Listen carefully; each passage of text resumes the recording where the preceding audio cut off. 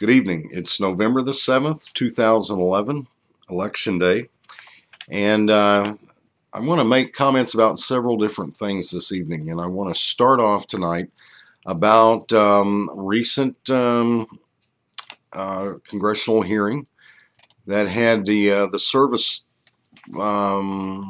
chiefs for the military talking about the budget and some of the things that they're going to have to do. Of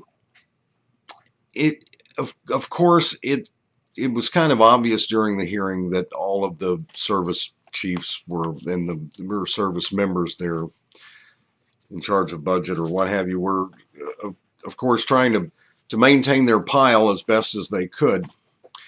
But I have an observation. You know, the military makes up a big portion of the U.S. federal budget, a big portion. And I've mentioned this in one of my talks before, but just as a citizen, and I think we could use, I think we could have a lot smaller military than we have and still accomplish what we need to do, which is to defend the United States. But I want to talk about one program in particular, and that's the F-35. It's a plane that's being developed. It's hugely expensive. The Air Force has the F-22, and but they're also going to get the F-35. But you have to go back to John F. Kennedy as president, when he had Robert McNamara as the Secretary of Defense. When what's happening now with the F-35 is something that happened 40 years ago with another plane, the F-111. These Robert McNamara brought, I think he worked for Ford, if I'm not mistaken. It was one of the car manufacturers. I think it was Ford. He brought a lot of his, I think they called them whiz kids, a lot of his account people, executives, etc.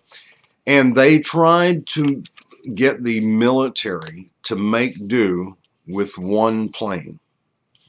And that was the F-111. And so they had a version of it for the Air Force, and then they had a version of it, the F-111B, for the Navy. Well, the Navy didn't want it. There was a fight back then. The Navy had the Phoenix missile system, which apparently they wouldn't give to the Air Force. This was, I think, the best missile system at its time as far as the standoff capability, the ability to hit another airplane or another target almost 100 miles away and track more than several targets at a time. So anyways, the Navy, just not out of hand, but after a lot of testing, they rejected the F-111B. That left the Air Force with the F-111, and then it had several variants later on. And then the Navy ended up with some of the technology developed for the F-111 and ended up with the Tomcat. But this whole thing that started out as like a cost savings measure turned out to be a hugely expensive program. And I see the same thing happening with the F-35. Now, granted, if you see videos of this thing flying, it's a wonder, especially the one that's a short takeoff vertical landing version of it, where the doors pop open on the top, and you know, it's almost like a Harrier. But in fact, I don't think it'll do what a Harrier will do. I think a Harrier will actually take off vertically, and I don't think the F-35 will. And I think the F-35 costs, I don't know, 50 times as much as a Harrier does. So the question is whether or not the United States could maintain air superiority with what it has. And I would say that we could. Now, people may say that I'm not qualified to say that because I'm not wearing several stars on my shoulder, but I'm speaking as just a guy, a citizen of the United States, and we have the F-16, the F-15's aging, but we have the F-22, which is almost, it's only been out a few years. But then you'll be told that the roles of them are different. Well, okay, I think the F-16 was, well, I don't even want to get into it. The bottom line is a lot of money being spent there. Plus, to develop engines from two different manufacturers. Why do we need them? You got Pratt & Whitney, and then I think General Electric's the other one. I don't think, we don't need two brands of engines. But, it's probably to keep both factories running until we need something else from them. But that's just the beginning of where I think hugely overblown military capability. Our military is bigger by leaps and bounds than even the second largest military in the world. And what do we need it for? Who do we want to pick a fight with? Okay, I'll cover that for a minute. You hear Iran every day. And it's obvious. Maybe the people doing it don't think it's obvious to us, but it's obvious that the powers that be in Washington are trying to pick a fight with Iran. And I think most of us are just sick of it. We had Iraq 2 times. We had Afghanistan.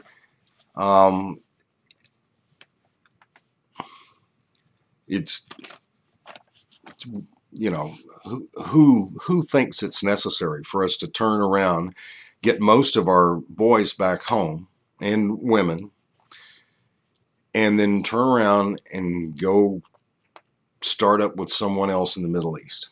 For what reason? Just a snippet here that I want to cover at another time, but I want to talk about unions for a minute, because that's another thing you hear a lot about. On the right, you hear a lot of the right.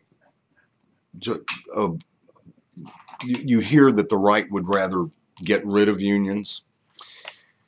The left, of course, support the Democrats, or the left support the unions support the Democrats. This is my thought. If you work for a company, large or medium, and it's time to discuss what you should make for, what wage or what compensation you should get for the service you provide, which is basically your skill, knowledge, or labor. If you have an HR department on one side of the table and you on the other side, there's not balance there. Unions do serve a role. I will tell you, having seen both sides, where it works very well and then where it just completely falls apart, where the union members make it a habit of carrying the rule book around in their back pocket, and it's like, hey, you mind picking up a broom and sweeping that up a little bit? Well, that's not part of the union contract. You get that kind of thing. So, but when it comes to an employee's compensation and benefits, there should be some larger entity, if you will, beyond just that person sitting on the other side of the conference table. There's no leverage there. The next thing I want to talk about, again, I'm getting sort of tired of talking about it, but it keeps coming up, is Herman Cain. It's been, what, 5 women have accused him of sexual harassment now. And I want to make some comments to be fair. Sexual harassment, I suppose, is one of those he said, she said kind of things, where if someone, whether male about a female or female about a male, puts an accusation out there like that to the public, well, it's out there. And if this all supposedly took place, which a lot of it supposedly does, and in a place where there are no witnesses, then what do you have? You could have a very real, credible accusation about something that very much did take place in some sort of privacy, or you could likewise have a completely fabricated out of whole cloth accusation for whatever purpose and with absolutely no truth to it. So what do you do about it? Well, I watched the press conference tonight with Herman Cain where he had the attorney on before him. And I watched Herman Cain. I don't believe him because apparently the woman that appeared with Gloria Allred yesterday, I was reading another article written by a third party that it indicated that he had, if he didn't know her, that he had at least met her twice on separate, very separate occasions. And he denied ever knowing or remembering her at all. And he talked about that the things don't belong in the court of public opinion. Well, you're running for office. It does belong in the court of public opinion because the public's opinion is what's going to decide who's the next president of the United States. And the other thing, the fact that there were settlements. I've known people that I've known all my life that never had to be involved in a settlement over a sexual harassment claim that was never substantiated or was completely without merit. I don't know if I said that right, but I think you know what I mean. And in the last thing is if in the case when he was at the National Restaurant Association, if an employee had, he was apparently, you know, he was the CEO of it, or eventually was. If an employee had made an accusation like that, that was completely boundless, I think the end result of that story would have been the termination of the employee rather than a settlement that was kept under wraps. We're talking common sense here. The last thing I want to mention in this segment is Fox News. Fox News really started to gain some grip back during the Iraq War. Very patriotic, sort of toward the right, needed it to balance CNN. CNN had no competition at the time when Fox News came along, and they were very obviously bent towards the left. So Fox gave them sort of a balance, and then CNN got more balanced. Fox, of course, over towards the right. The guy that heads Fox News, or Roger Ailes, I've seen him on this, I think it was This Week, the ABC Sunday morning talk show. And I've seen him on another show too. I don't care much for the bombast. I haven't used that word in a while. We'll all have to look it up, but I think that's what I mean. Well, the point that I wanted to make about Fox News was this. You should be ashamed of yourself. Kelly, that's on during the middle of the day, they're talking about that apparently there's some child has disappeared and the mother's a suspect and everything like that. But just the innuendo. Here's all I have to say about that. The way things are phrased and well, we don't know if, we're not stupid. We know what you're doing.